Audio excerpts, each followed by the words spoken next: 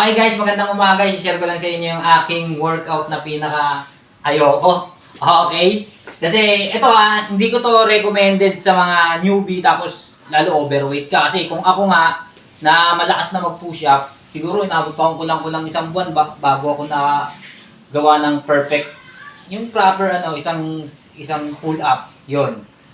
Yun na kulang-kulang isang buwan bago ako nakaangat ng isang diyan, yung solid.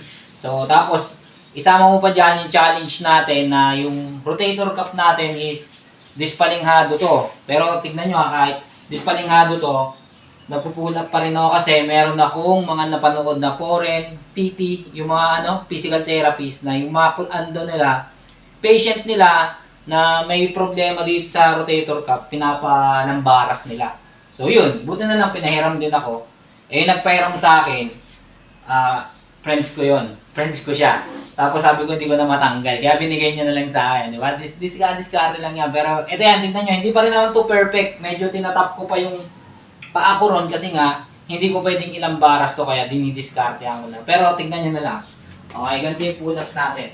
Ano to, bali, 9 reps, 3 set. Yung isang set lang, 9 lang. Kasi papahinga pa ako ng matagal. Yung napapakita ko sa inyo.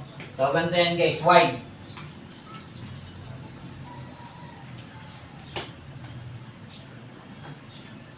2, 3, 4, 6, 7.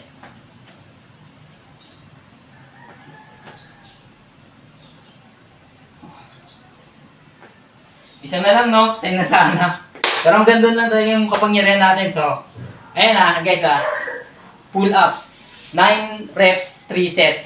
Okay?